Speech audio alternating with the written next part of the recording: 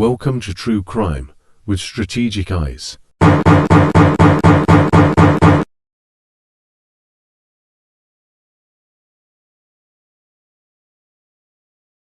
Strategic back again. Welcome to True Crime Strategic, guys. I appreciate you guys for joining me today. Yeah, it happened. Stephan Sterns had another motions hearing today, and I caught it on my phone real quick. Like, I didn't watch it. Like, I saw it pop up, saw Grizzly pop up, all the other people that I subscribe to who were covering, like, the play-by-play, watching it live as it was happening. I was like, oh, my God, I couldn't do it. I couldn't do it because I had things I had to do in the city. But I'm home now, and I'm ready to react to these motions. I haven't listened to anybody else's content on it, any reactions on it, nothing. So I don't know if anything important was said, if anything probative was said, or if it was just a boring show. I don't know. I don't know if it was the most exciting motion ceremony we ever seen in our lives. It's not a ceremony. Whatever. You know what I'm saying? Or if it was just like running the mill, everyday court stuff, boring, dry, whatever, yada, yada, yada. Stephan Sterns, you got to get out of yourself for a little bit and now go back to jail. I don't know, but we're going to react to this together, ladies and gentlemen. So listen, big shout out to everybody who's showing love on the channel. Please make sure you hit that like and subscribe button. We're going to react to this together. All right. So I do appreciate you guys.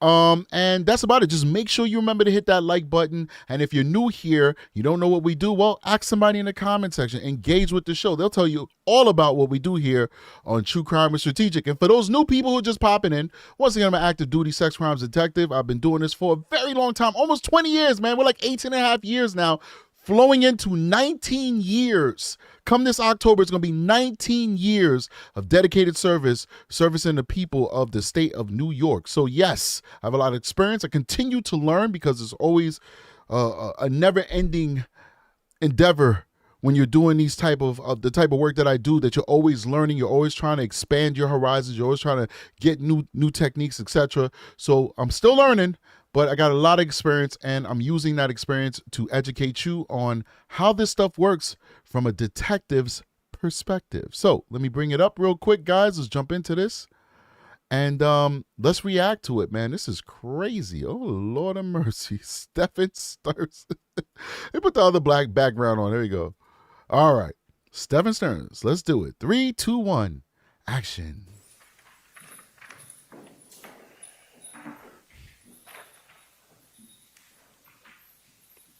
Look at Steffi, baby, coming on in there. 3 preliminary All right. trial matters. All right. You guys are going to hate me for this one. I promise I won't be going backwards that much, but I just got to see him again. Look at him. Look at him walking in. This dude right here is Steffi. Steffi, baby.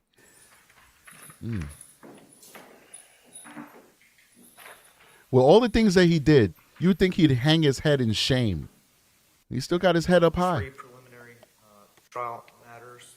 Hearings are scheduled for 1 hour. Ms. Smith, I don't have a preference on what order we handle your motions. Would you like to address first?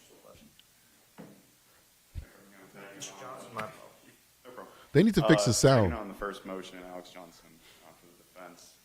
We'd like to address defendant's motion to remove newspapers from courthouse during pendency proceedings. All right, thank you. All right. So we covered this. This is the motion to remove newspapers from the courthouse.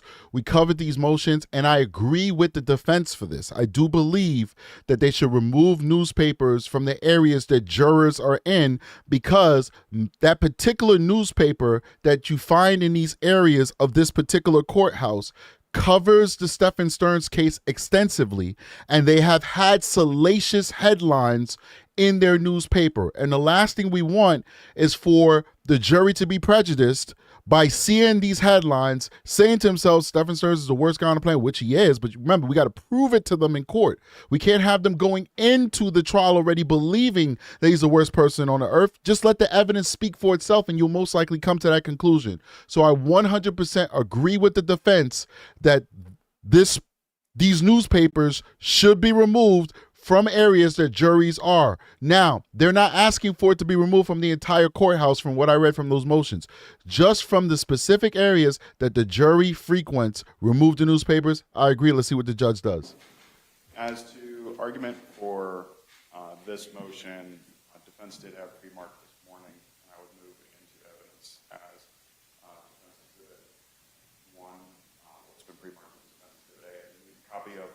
Osceola News Gazette that was present in the lobby this morning, which directly addresses the Stephan Sterns trial to begin July 22nd on the front page of the newspaper of the Poll.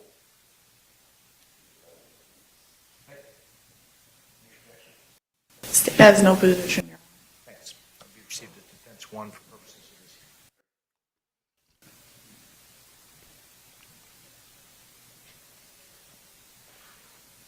I'm fiddling with the audio, guys. Let me know if you guys can hear the attorneys better. This motion, with the recent denial of the motion to continue, the trial is set to begin next week in this courtroom. And as jurors, potential jurors and jurors that are selected in the trial walk into the courthouse, right in front of security or right beyond security is a slew of newspapers, including newspapers like the Osceola News Gazette, which every time we've had court appearance, Stephan Sterns has appeared on the front page of the newspaper, and the newspapers constantly indicate that there's both a sex case that is currently pending, which is what we're here for this morning, as well as a capital murder case. So the defense is requesting that just during the pendency of the trial, not ongoing standing order going forward, that we remove these papers so that way the jurors are potentially as they come in and go about the courthouse. Right, the state takes no position. I have confirmed with jury services that jury services do not provide newspapers to potential jurors. The court always has to be careful balancing the right to free press and the right to open and fair jury trials. I do find that should there be newspapers available where the jurors can you give me some guidance as to where this table is downstairs? Is it over by the employee area? Is it where the general public would come in? So it looks like the judge is going to rule in their favor, and he's going to strike that middle ground, and he is going to order that the newspapers are removed. So he's trying to find out where specifically the newspapers are stored. So it looks like they're going to win this motion. Where the general public comes in, it's so if you're looking at the first floor, there's the area where you go to the elevators, and then there's the mirror there. Yes. It's the table's right in front of that. Under Security the glass. progress screens. Yeah, exactly. I have inquired as to our court administration who provides the newspapers. I think that's a county function. We have proactively reached out to the county to see if we could suspend the delivery of newspapers during the jury selection process and throughout the trial. So your motion is preliminarily granted. The court will direct the parties that provide the newspapers not to do so during the jury selection or trial process. All right, granted. It's granted. Okay. You know what? Give me a second. Yes, Judge. I'm gonna let it play. I just want to put the fan on. It's very, very hot down here in the basement, so I'm just gonna put the fan on, and I'll be right back, guys. Defenses would next like to proceed on the defense's motion to order all media to adhere to the rules of judicial administration and administrative order. Essentially, Judge, defense is asking, according to, as the rules require, that the media, and since defense is on the left side of this courtroom and the media is positioned directly behind us, their cameras, intentionally, inadvertently, I'm not saying that they're doing it intentionally, is focused on counsel's table in order to get views of Mr. Sterns and things of that nature. So in positioning, counsel's computer screens are in view of the media, so defense is requesting that the media not be allowed to look at, zoom in on, or otherwise project essentially onto counsel's table because of work product and attorney-client confidentiality. I understand that attorney-client confidentiality. This is another good motion. Affirmatively attempt to protect it, and when we have communications, we do mute the mic. However, because the table is so large and spacing, it's just asking the media not be ordered, not be allowed to zoom in on our computers or our computer screens. Under the administrative order, it says that communications between attorneys and their clients, between counsel and co-counsel, or anything is told that the event is required not to be recorded or broadcasted. So the defense's position that anything that is occurring essentially. So these are like very procedural motions so far, and they're gonna probably win this motion too. This motion is basically, hey, don't allow the media to zoom in on our computers and our notes, etc. So this is stuff that should be granted, just like the first one was granted. I expect this would be granted as well.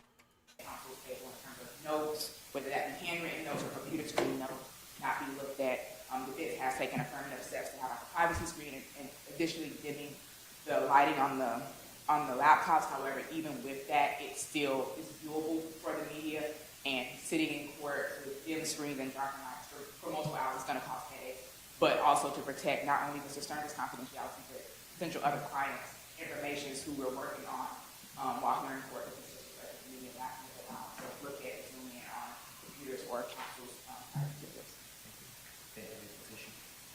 The state doesn't have a position. However, I think if the court is going to issue an order, it needs to be to everybody in the courtroom, not just specifically media personnel. Are you saying to the state as well, in terms of media personnel, or anyone not being able to do it? There's a lot of amateur media people that will cover this trial, and they use phones, from my experience in other high-profile trials. So the order should be broad enough that it covers everybody in the courtroom, perhaps even an order that people in the gallery should not be allowed to have their phones out during the trial. First of all, William J., stop helping the defense, William J. Stop helping the defense. You already helped them enough. You know what I'm saying? You're not going after Jen, okay? He helping them. What's wrong with this guy, man? First of all, Dirt under the bridge. I doubt that this is even going to trial, because we already know that William J. is going to give him a nice little deal. Dirt under the bridge. All right, so I'm telling you guys right now, there's a good chance that William J. is going to give him a deal that does not include the death penalty, and Steffi Baby's going to say, okay, I'll take that, because Steffi doesn't want to die, okay? Steffi's afraid of death. So he's going to definitely take life in prison, because he knows he's going to either be able to mooch off his parents for the rest of his life, or their lives rather, and when they're gone, he'll find some other dope who's willing to send him some commissary, some scary fan out there. You know, you got these scary ladies that like the serial killers and the ex-offenders and all that stuff, that they just want to pen pal. They're very lonely, just want to pen pal. Guarantee he'll be able to find one of them who's willing to support him and do a bid with him. All right, so don't help them. All right, don't help them, William J. Yeah. Sometimes they need daily reminders. Sometimes they need multiple daily reminders, but they also focus on the state's computer, and we are obviously against that for the same reasons.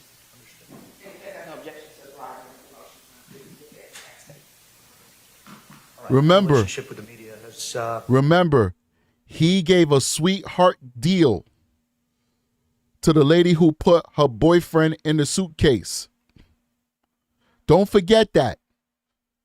I think it was like less than 10 years. They had video of this lady leaving this man in a suitcase with him pleading that he can't breathe, pleading for her to let him go. And she laughed at him and cursed at him and insulted him. He had that video, and he offered her less than 10 years in prison. Sarah Boone, the only reason why she's doing life in prison right now is because she was insane and decided to take it to trial.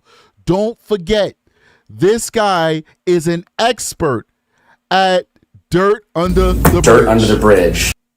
Don't forget it. Let's keep going. been a good one there, and essential community partner. And as I said, the court's going to strive to ensure that this is both an open trial and a fair trial. The days of passing notes back and forth are behind us. A little experience working with each of the attorneys. Here I know that your coordination with witnesses, with each Can't other, hear anything. with presentation, with evidence, computerized. We'll expect that the Come on. media will comply. Sound with, is trash. Court Rule of Judicial Administration 2.450, as well as our Administrative Order 2023-23. That order is fairly specific under subsection 2E, indicates that representatives may not cover sidebar bench conferences, no recordings of conferences or information that occurs between attorneys and their clients, between co-counsel, between counsel and presiding judge of the bench. I've done several trials where the media was involved. The only violations of 2.450 in our administrative order, in my opinion, have been inadvertent. Wow, what is this? Issues were camera operator. All right, real quick, because it's very hard to hear. So you guys know, like, my undiagnosed ADHD wants me to just skip it because I'm like, I can't hear what this guy is saying. But I just noticed something brand new on YouTube. It's like top fans. It's really interesting. It has like crowns and stuff like that. Number 1, number 2, number 3.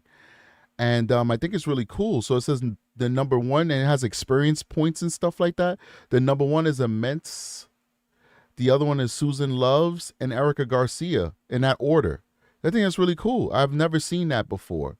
It's brand new. It's my first time seeing that. That's awesome that they're doing that. Anyway, let's keep going. A wide shot that included faces of the jurors during the trial, or there was a microphone that was inadvertently picking up communications through the microphones at council table after the microphones had been apparently muted by. We can't hear anything, Judge.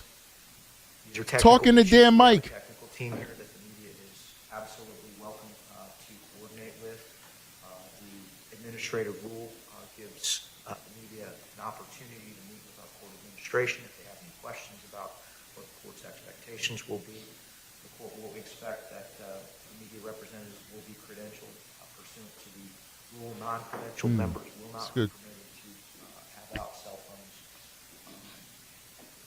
as members of the general public. So I see no issue with the defense's request to have the media comply with the rules that are already in place. And the motion is granted. If representative of the media has The motion is granted. they may contact my office. I will direct them to our court administration personnel and provide a copy of the administrative rule, which I'm sure they are most familiar. And All right, so I tried to put the closed caption on, but YouTube has to hear the words in order to auto-generate the caption. So it's still no bueno, but the motion has been granted, ladies and gentlemen. So, they're going to have to be careful with the cameras in the court. I didn't get the details as to whether they're going to say no cell phones, no cameras in the court, or if just the motion, because that's what William J. said. William J. doesn't want any cell phones in the court with the amateur people, amateur journalists covering this.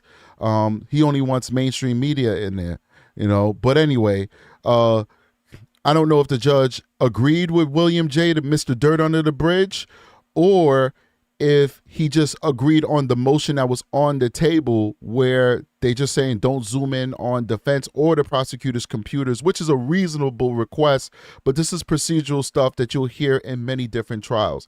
And somebody made an interesting comment. Let me see if I can find it. It was something Rose. I want to pull that up. Well, somebody basically said, why doesn't Stephan Sterns just plead guilty?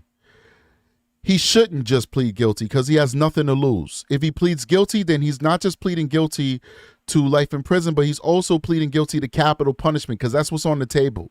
So if he pleads guilty, he goes straight to a capital punishment trial.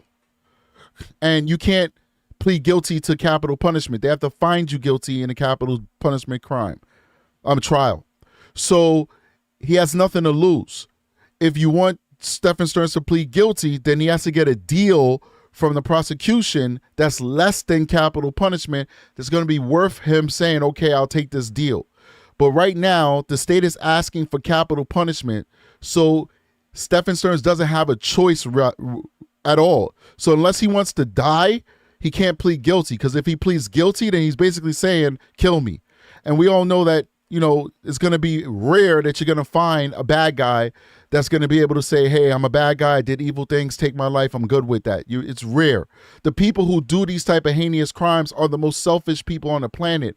They have no way of self-reflecting. They have no way of looking within themselves and accepting responsibility and accountability for their actions. That's why they did what they did in the first place. So we can't expect that from Stephan Sterns because he's not capable of that. He's a narcissistic, disgusting, evil human being, pretty much.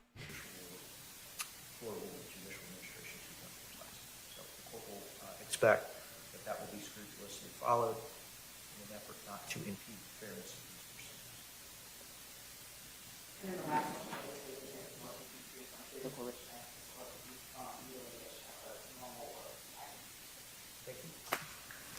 State, do you anticipate presenting any witnesses in support of restraints? The state just has one witness. All right, thank you. Deputy Richard Rosario. Thank you.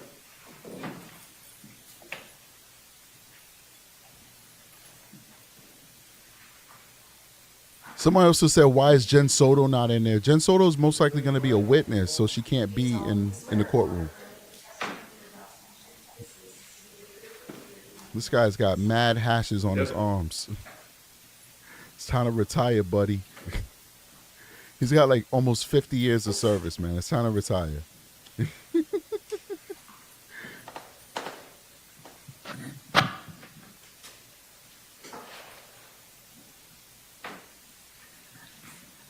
morning. Will you spell your first and last name for the record? Yes, Ricardo, R-I-C-A-R-D-O. Last name is Rosario, R-O-S-A-R-I-O. How long have you been employed as a court deputy? Since March of 2017. And is your primary assignment to this courtroom that we're actually in right now? Yes. Uh-oh, what happened? Are there policies in place for the use of any type of restraints during a felony criminal trial for an accused? That's correct. And how many felony criminal trials have you participated in as a court deputy? Numerous countless, I can't remember how many That's fair. I've worked for. What type of devices or restraints are available that would be out of the view of members of the jury? So each courtroom has one device is kept downstairs on the first floor, which is a stun cuff, and in the courtrooms we have a leg brace. Stephanie doesn't want any restraints on, so I had to take a little snack. Because his wrist hurts. He don't want no handcuffs on. He don't want the jury to see him all shackled up like the monster that he is. So it was time to take a snack break because I really don't care. But let's keep going. How is a leg brace utilized by court deputies during the pendency of a criminal trial? So a leg brace is essentially a long bar. It has 4 straps, and in the center there's a tab that you can pull so the person can sit down. Otherwise, the bar won't bend. So basically, what happens is when the person sits, it bends, but when they stand up, it just locks. So just to give you guys some education, it's supposed to be that every one of those hashes is 5 years of service. So if he said he's only been doing this since 2017, maybe he retired and started working again, because Florida has no age limit for law enforcement. So you see a lot of people retire from other departments and then go to Florida and work there in law enforcement. In New York, you have to retire by age 62. You cannot work past statutorily. If you do not put in your retirement paper on your 62nd birthday, if you're working, your supervisors will walk to you and remove you from the premises. It's crazy. That's how it is. So you have to retire before 62. Florida has no retirement age for law enforcement. I don't know what their policy is down there, but nationally, the majority of law enforcement, each hash is represented by 5 years of service. So I don't know if he has prior service that he's counting on his sleeve, or if they got some weird way of doing it that they're making that 2 years instead of 5 years. I don't know why they would do that anyway. That doesn't make sense. Prevents the person to run away. Well, they would have to essentially hop away because that leg is stiff. What is the purpose? Let me ask you this. Are there any safety concerns for you as a court deputy in this courtroom should a accused during the criminal trial not be equipped with such a thing as a leg brace? That's correct. So when any inmate is brought over to the courthouse, they're in restraints, handcuffs, and leg chains. When they're brought over for a trial, they are dressed out in proper attire, suit, and at that point, they're in the custody of the sheriff's office, and we have to maintain a level of safety and security for the inmate and as well for everybody else in the courtroom. So that's the reason why we utilize those restraints. Is there limited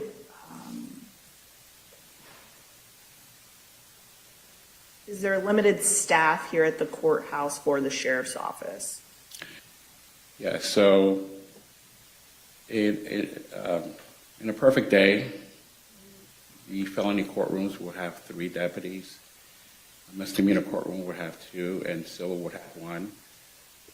But due to staffing, sometimes people take off or they're sick, and it creates a safety hazard if we're running a high-profile felony case with just 2 deputies. So hence the reason why we use also the device. Is this device something that is visible to anybody that is looking at the outer appearance? Add to tomorrow the case of a No. Sorry. Is this device something that delivers a shock or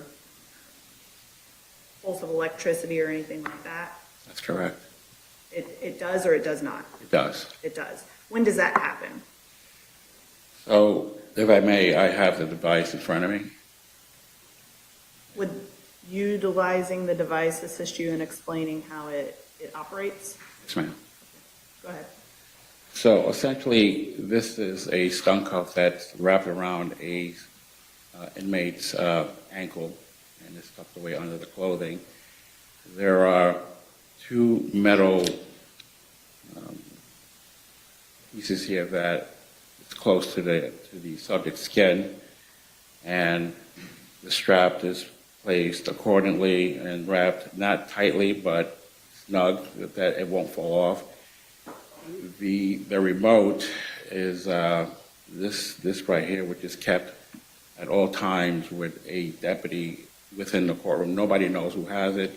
It's hidden discreetly. No one sees it. To activate this cuff, it's a 2-step process. There's on, and then there's fire. So the device won't accidentally fire on itself. It has to have a 2-step button to fire the device.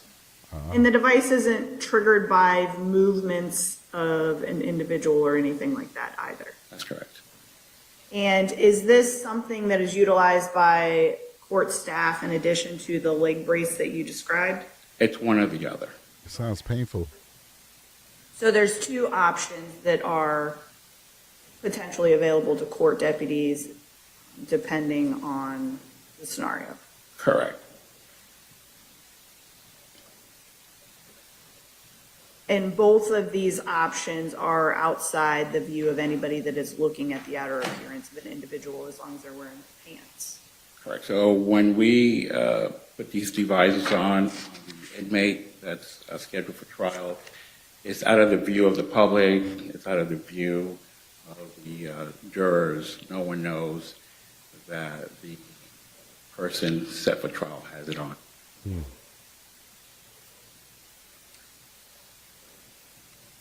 And let's talk a little bit about writing utensils. If there is an inmate present in court, are they given a writing utensil? Yes, they do. They get a flexible pen.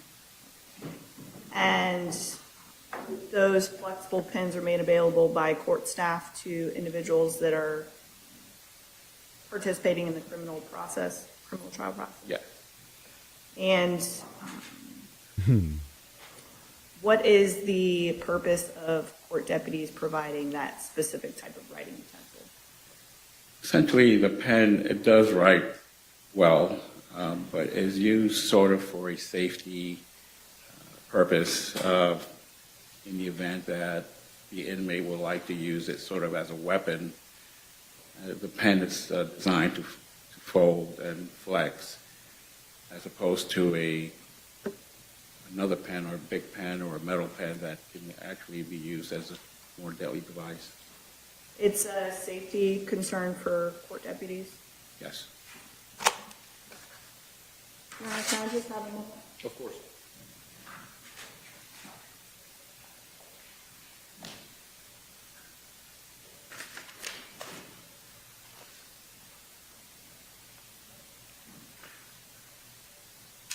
Right now, they got the court case with the attempted honor killing with the Iraqi family. I'm gonna try and cover that to the best of my abilities, to be honest with you guys.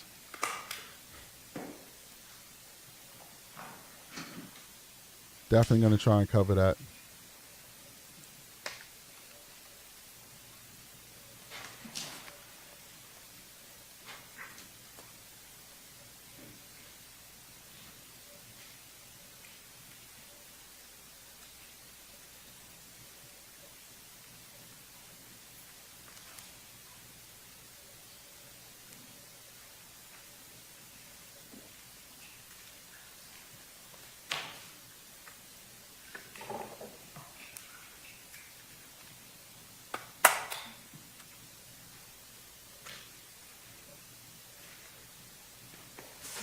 For the purposes of this trial next week, what is the type of restraint that court staff deemed as appropriate for this case?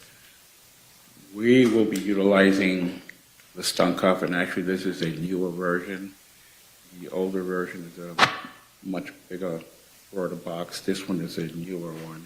So we'll be using this one right here.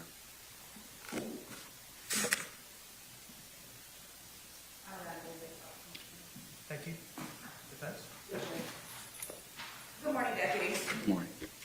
Now, you talked about the number of deputy or court personnel. Yo, she got up like she was ready for business. You saw that? She was like, bam. Good morning, deputy. What you got going on here? Woo! Let's see what she got.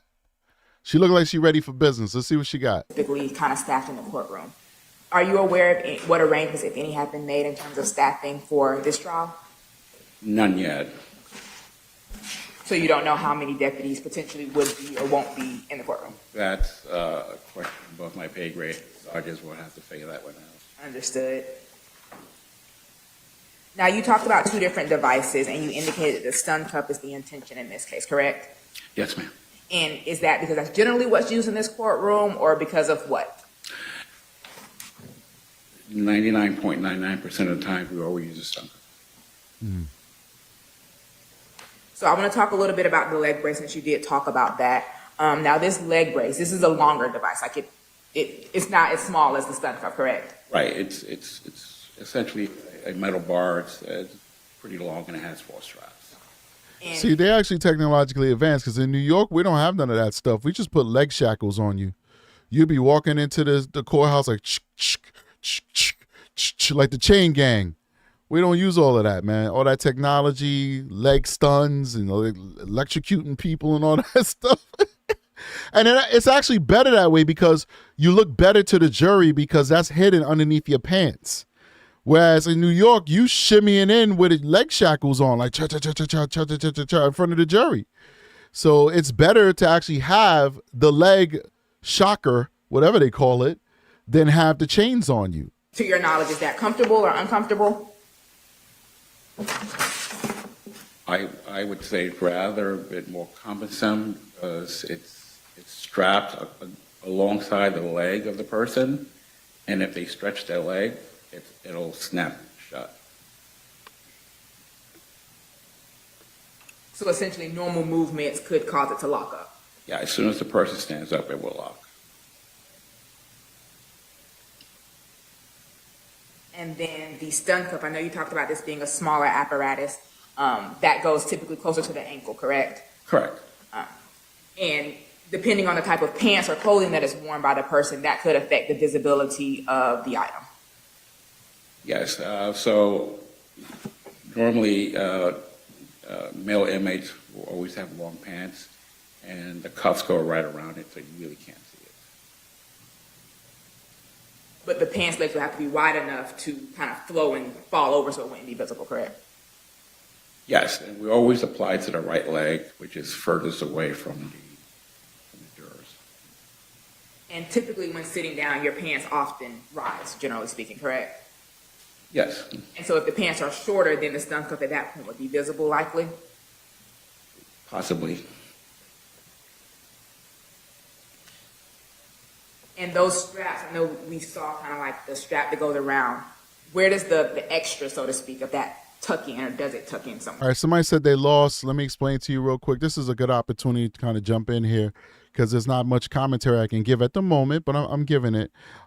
Basically, they are talking about what type of restraints Stephan Sterns is going to use during the trial.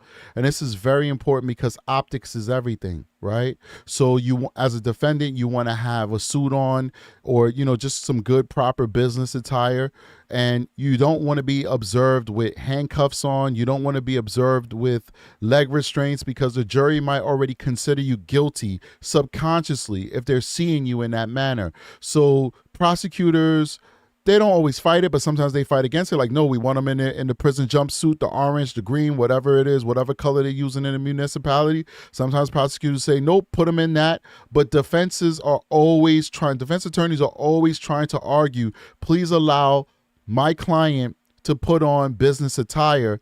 And then once they get that granted, they don't want the jury to see their client with shackles on and handcuffs. They want the jury to see them with free movement. They could move their hands. They could talk to their attorney. They could write things down. They don't want to see a person writing like this because they have handcuffs on. They don't want to see or hear every time the person moves their legs, you hear jiggle, jiggle, jiggle, jiggle because there's a chain connecting to it. So right now they're talking about the alternatives that they could give Stephan Sterns that will not see him as an incarcerated person, okay? So that's where we're at right now. So when you apply this apparatus, it wraps around and then the strap goes through here so it holds it down. So similar to a belt, you know how when you use a belt and you have the extra, where would you tuck in, or where does that extra strap go? It just remains there and it just folds in.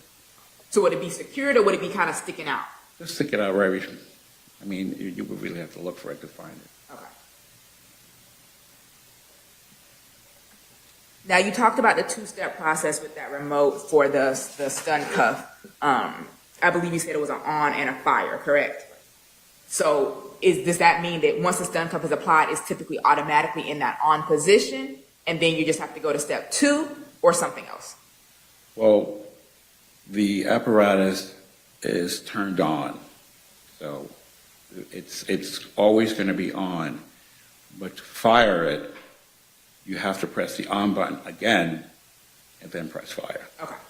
And those two buttons are, I don't want to assume, are they next to each other on the remote, or are they two different areas of the remote? Yeah, so the on, and then you would have to switch over to fire. So one side is on and one side is fire? Right. And I believe you said that typically one deputy has it, maybe between the 3 of you or 2 of you, depending on how many are in here, you guys would know, but none of the other court Nobody personnel. knows who has it. Just the person who has it, I assume? Yes. That's so you would know that you don't have it, and so if it's only 2 of you, by process. That's very interesting that they do it that way, where it's like kind of like blind to who actually has it. I wonder why they do that, but let's keep going. Elimination, the other person would have it. That's weird. Correct. So essentially, when we do a courtroom operation, each deputy has an assignment. One is for the inmate, one is for the jurors, and one is for the security of everybody else. Now let's talk about the writing utensil. You talked about this flex pen or the flexi pen, about how it's designed to collapse in on itself. Now this pen still does have a normal point, that a ballpoint pen would have, correct? Right. Would the utilization of, say, a felt pen be something that would potentially not be a safety measure? Well, we're not really concerned about the tip of the pen. We're concerned more of the body of the pen. It's a more firm structure to be used as a stabbing type weapon. Uh-huh. And with, are you familiar with felt pens? Okay. Now with those, typically that point, it's soft, correct? Yes. And with the flexi pens, and even with the stun cuff, those are only utilized for people who are in custody, correct? Correct. If an inmate who wasn't in custody was sitting at counsel table, he wouldn't have to have on, or she would not have to have on a stun cuff or a leg brace, correct? Correct. And writing utensil. If a person was out of custody, they also would not have to use a flexi pen, correct? We normally give them flex pens as well. Even a person who's out of custody? Yes. In terms of, I know you talked a lot about safety. Are you aware of any attempted escapes or anything like that for Mr. Sterns? Of Mr. Sterns or any other inmate? Mr. Sterns specifically. No. Can I have a moment, Judge? Interesting. So they're trying to like basically, so people kind of like, what are we doing here? You know, this is really dry. There's not much. This is important stuff because this is how is the defendant going to be viewed by Complain about the comfort the jury. of the stun cuff or the leg brace? No, so essentially, if the stun cuff, we put it not too tight, so it doesn't impede with blood flow or anything, or potentially injury, but it is placed snug, so this way it won't slip out. So, but we've not had complaints. So no one's ever complained about like itching or discomfort or rubbing? No. What about with the leg brace?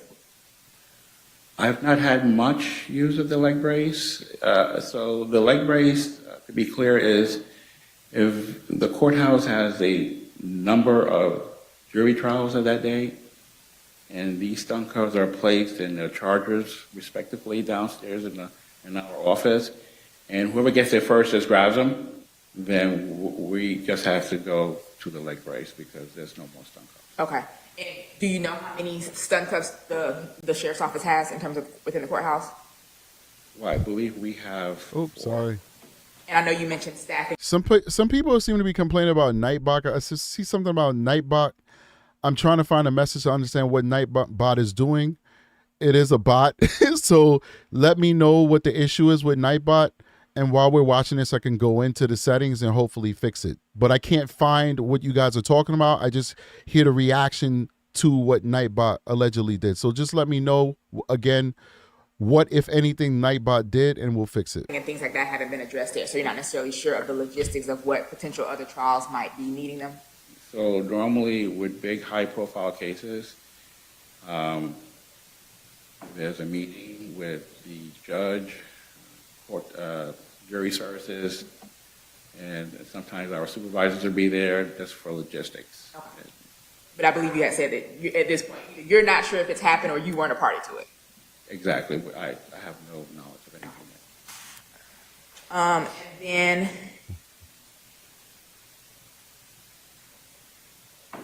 one more moment, Judge. Of course.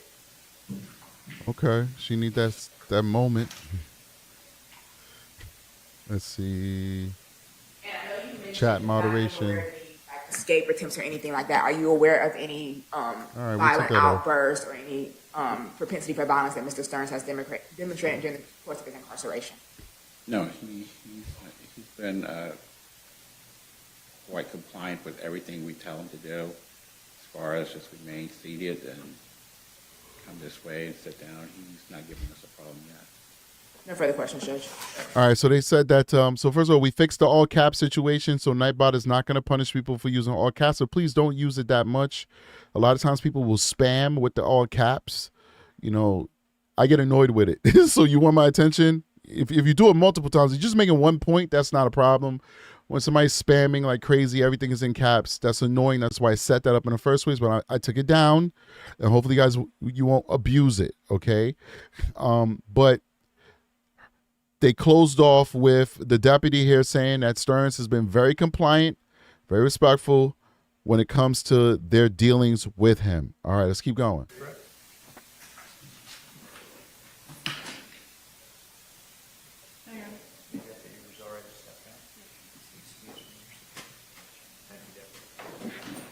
additional witnesses or evidence? No, Your Honor. Thank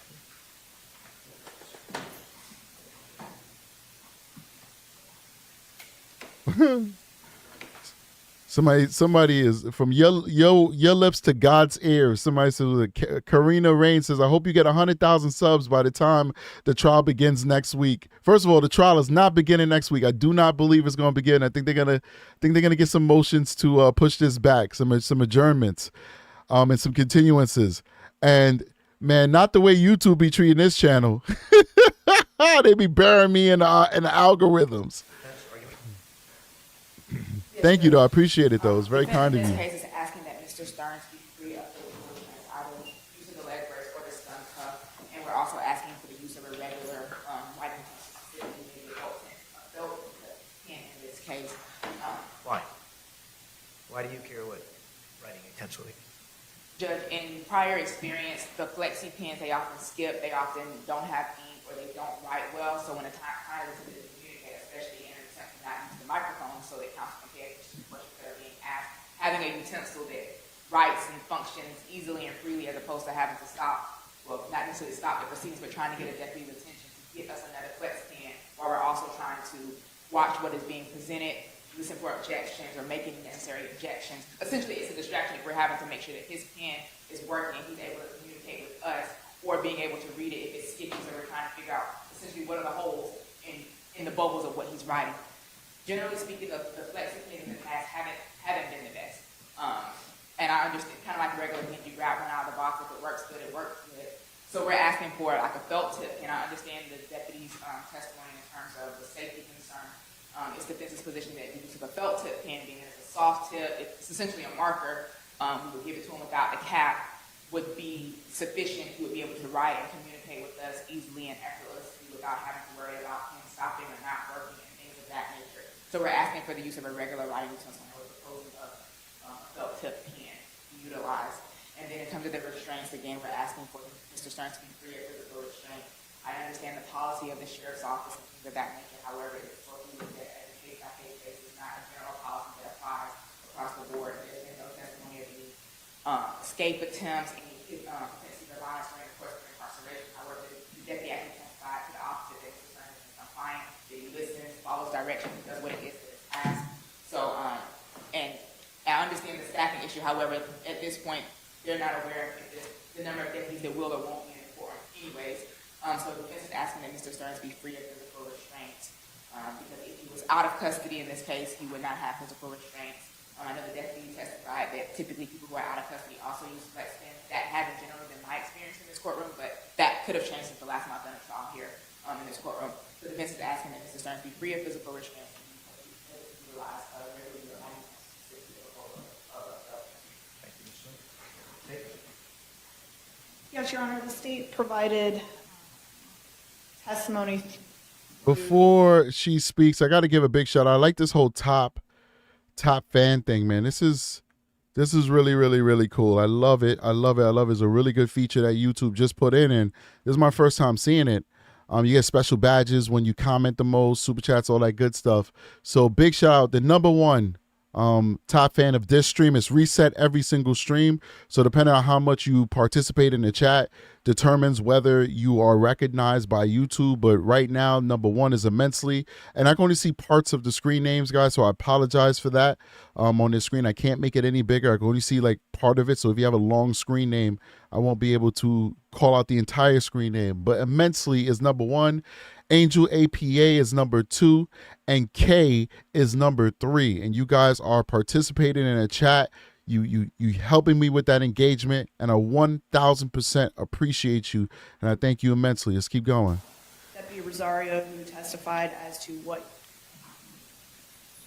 type of restraint would be used for this trial should the court deny the motion, the process of utilizing that stun cuff. Also, he testified as to any potential safety concerns with this being a felony criminal trial, and also any safety concerns with the type of writing utensil provided.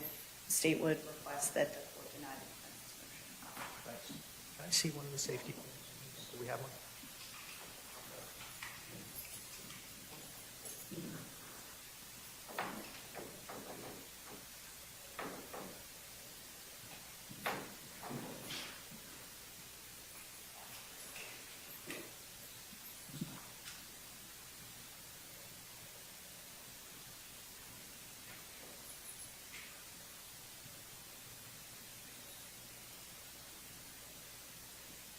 purposes of the record, I'm holding one of the safety pins. They basically the internal tube that has the ink in it and it's surrounded by a clear rubber tube, fairly flexible. They're also about 3 inches long.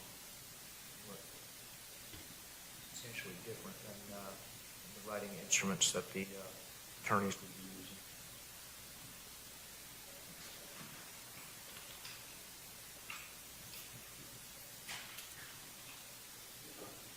All right, we're not, on the shackle motion, we're not in uncharted territory. There's some case law that applies to this case. Weaver v. State, 894 2nd 178. Judge, talking to the mic, please. This is a public trial. There was a defendant that was charged with a serious crime. In the appeal, they took issue with the electronic restraining device, a belt in that case. In that case, the defense cited the United States v. Durham. It's 287 Federal 3rd 1297, 11th Circuit 2002 case. In that case, the 11th Circuit indicated that a stun belt poses a greater threat to the dignity of the courtroom than shackles. That was based on a potential that it is reasonable to assume that much of a defendant's focus and attention when wearing a stun belt is occupied by anxiety over a possible triggering of the belt. Somebody said Stephan Sterns wants to draw. It was an accidental So give him some crayons. of the stun belt that occurred outside of the presence of the jury. Florida Supreme Court in that case found that the judge's discretion in exercising of the discretion to wear a stun belt was warranted. However, in that case, the defendant was pro se and was permitted freedom of movement about the courtroom. So the court in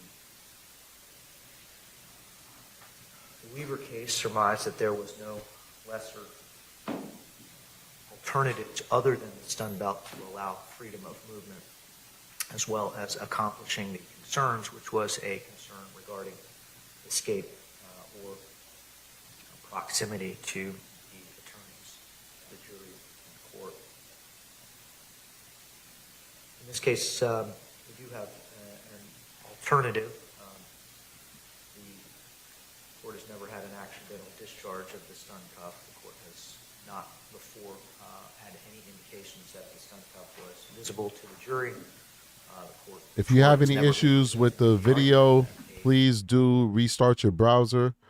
We're good on our end. We are streaming. Depending on where you are and the internet service you're using, or even your computer or phone, you may see a black screen. Audio may mess up.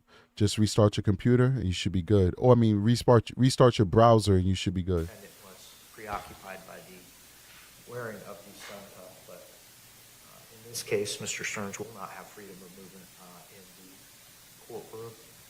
The use of the leg brace, the court as well has never received a complaint about the comfort of a leg brace because Mr. Sterns will not have freedom of movement. The court's heard no prejudice to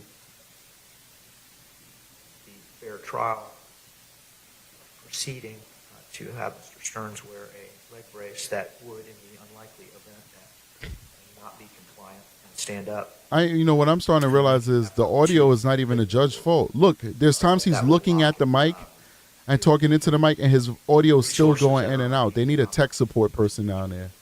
Where's the tech support, man? Understands that these matters should be considered on a case-by-case basis. The court can see no prejudice. The device will not be visible. The court has not before received a complaint about the comfort of that particular device and the fact that Mr. Sterns will not be permitted to move about the courtroom anyway. The court can't find And he does a lot of talking. He's a talker. prejudicial, and the court finds Like, this is a very simple motion. Like, you ain't got to be talking that this much. courtroom, proximity to the jury, proximity to the exit of the courtroom, and the severity of the allegations. And listen, nature of the I take that back. Let him do what he does. But I've been before a gajillion judges, and I've never seen a judge that talks as much as this judge. And that doesn't mean he's a bad judge. He's probably maybe the best judge. Maybe I have not been before the best judges on the planet. But he really, like, it's like he's doing summations or something. Like, this is over a pen. This is over a pen and leg restraints. I've been in some big courts. I've been in federal court. I've been in state courts in New York. And they're like, yeah, legislates approved, legislates denied, pen approved, pen denied. You know what I'm saying? Like, this guy is going through the court proceedings. He's going through like past court cases and all that. Like, what? What are we doing here, buddy? Let's keep going. Surely to be presented that a leg brace is warranted and will be ordered to be implemented while he is present in the courtroom. And we also have a private area that can be outfitted, and I'll address continuing concerns moving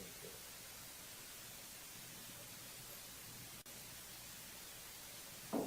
That is going to conclude our hearing. Use of the pen. He'll be provided with a felt pen. I'm going to ask that that be specific to Mr. Sterns. That will remain in the courtroom. And so people are rightfully saying that he's trying to cover himself for appeals, but what you got to understand is, like, he already has issued written responses to these requests. So all of the details are in a written response. They don't expect for you to literally put everything on a record audio-wise. That's why there's a written response. So technically, he does not need to be this detailed in the in the oral response, because there are written responses to it already that goes into detail and cites past court cases, etc. So, I mean, this is my opinion. Is nobody's wrong. You guys certainly aren't wrong. I'm not wrong. I'm just saying it's a stylistic thing, because he doesn't have to. If he wants to, then that's up to him. He's not doing anything wrong. But I just want you guys to understand, if you're not, deep into court like I am, he doesn't have to. So let's keep going. Comes and goes. You can't have the flex pen in the back if he needs to write notes while we are not present in front of the jury. The court understands the concerns of the deputies, and I sympathize with that. The layout or the construction of the flex pen is different than the construction of ordinary pens. I fear that it may create a question in the mind of the jury as to his incarcerative status. That would be prejudicial. So he'll be provided with a felt pen, and he'll just leave it on the table. See, any further? Just a logistical matter, Your Honor. We are intending to bring a whiteboard or TV for the presentation of evidence next week, so as to protect as much as we can the sensitive nature of the material that we must show to the jury. And yeah, you can't appeal. And that's another thing. You can't appeal a ruling on a pen. The defense says, hey, we would like him to have a regular pen because it's distracting, that we have to get the court officer's attention if the pen skips as it's writing. You can't appeal that in court. That's not grounds for an appeal, and you can't appeal leg shackles and restraints. You can't appeal those things. So once again, like, listen, we're here to learn, but there's a divide between how things really work and what you think, how you think it works, because you watch court TV, and what really happens when you're a part of this world and you know what is what. You can't appeal that stuff. You can't go before appeals court and say, I want a new murder trial. Why? Was the jury tainted? Did the judge leave out evidence? Nope.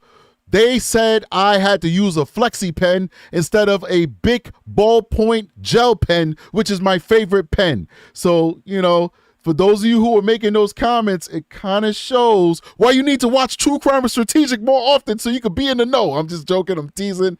No smoke on you guys. No shade. We're here to learn. You guys teach me all the time, and I hope I'm teaching you things too. Let's keep going. I just wanted to bring it to the court attention. Will this be on a card? Yes. It's on the list. So what do you need from me? Place to put it? We can bring it up when we are intending to use it. I just wanted the court to know, because I know sometimes the court is going to need to get down to view the evidence.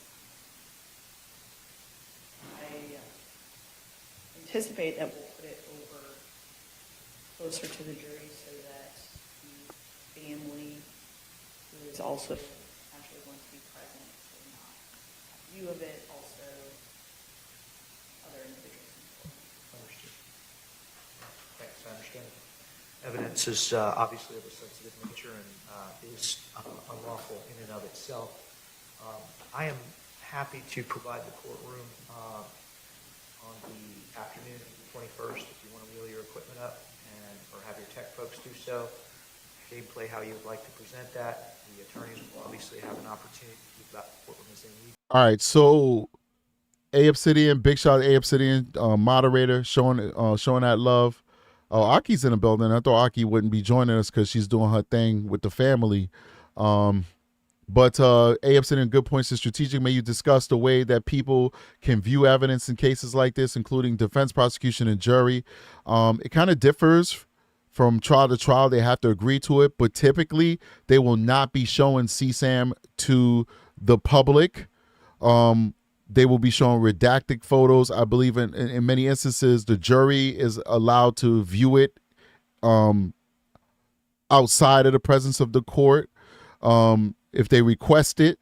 But you're not going to be showing CSAM in an open court for everybody to see. So he's not going to be able to relive his fantasies. There'll be agreed upon redacted pieces of evidence that both the defense and the prosecutor will agree upon, and the judge, of course, that they'll show. All right. But they're not going to be showing unedited Stephan Sterns engaging in CSAM. They'll show unedited for adults, absolutely, but they will not show unedited CSAM material in open court. All right. Just want to put that out there. That's not going to happen. To observe evidence, Mr. Stearns also has a right to view the evidence being considered against him, so we're going to have to accommodate all of those. And Obsidian makes a good point. If they decide that this piece of evidence must be shown mostly in its entirety or in its entirety, they would clear the courtroom and it would just be the defendant, the prosecution, and the jury. They would not show that in open court. All right. So please know that all due care and respect will be given to the legacy of Maddie or any victim for that matter, who's underage and their case is being adjudicated in court. All right. So it will not be an open court. In fact, while I was watching while I'm doing this stream, I was trying my best to do some other things on the side, and the current case with the Iraqi family that was trying to do an honor killing on their daughter by the bus stop in Washington State, I stumbled upon it while I'm multitasking.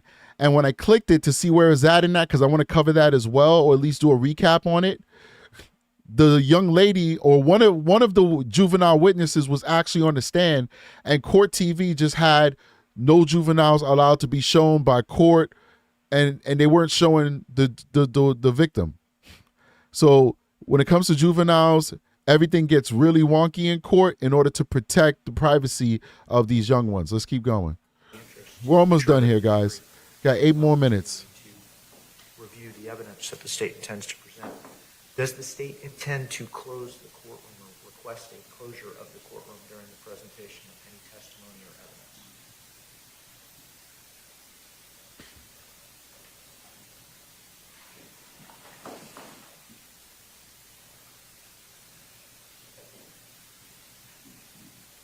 So I'm going to go ahead and end this poll. Looks like 57% says that he'll take the plea. 56%. And take it to the jury is 43%. That is the intention of utilizing the whiteboards, that only individuals that have to view the content. We do not have a surviving victim to testify in this case, so I don't know that we necessarily have a right to close the courtroom for any of the proceedings. However, due to the sensitive nature of the material that is going to be presented in the form of actual videos and photos and things, the state intends to utilize the whiteboard in an effort to prevent other individuals that do not need to see that evidence. I anticipated some of the evidence was multimedia and I didn't know whether that had sound. what this petition is going to be. There are, I believe, 5 counts that are video with sound. Video with sound, 5 counts. If the state makes a determination that closure of the courtroom is warranted pursuant to statute and victim rights, Marcy's law, I'll ask that that's your intention. You present that in writing, and we'll address that. Give the defense an opportunity to weigh in on that request. Oh, it's raining like cats and dogs out there. Oh my gosh. That's I believe that was, those are all the, I think they said some videos they're going to be showing. But as I said, the court will make itself available for the rest of this week and on Monday for access to the courtroom. If you have specialized concerns, equipment concerns, please be proactive in asking in advance and resolving those issues. I mean, they may go to trial. They may go to trial next week because Selection beginning. I would imagine they'd have put the request in for continuance or, for more time. They haven't put no request in yet, so they may go to trial. Essentially, you got to provide the federal self-defense. yes, Look at Judge, we give about those.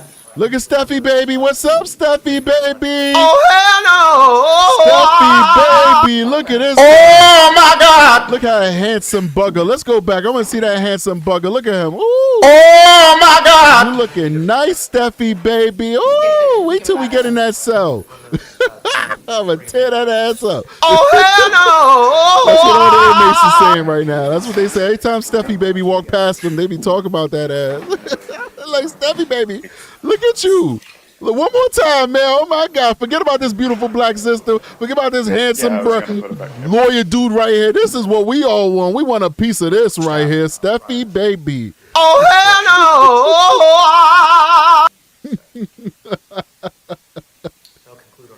Oh, look at him make his exit.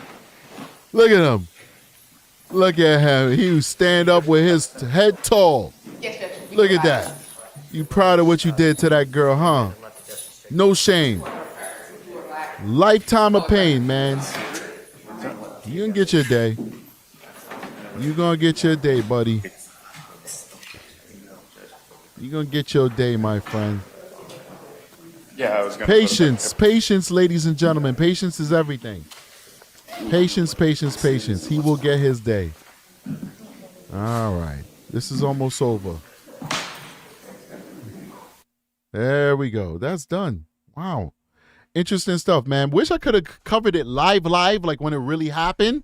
But I really do appreciate all 300 and something of you guys who joined me for the replay. You guys are awesome, man. You guys are really great. I am definitely always humbled by the support that we get on this channel. We love you guys. We really appreciate this audience. We really respect this audience for believing in our mission. So, few things. Has it posted yet? I'm so sorry. Okay, so that's gonna get reviewed.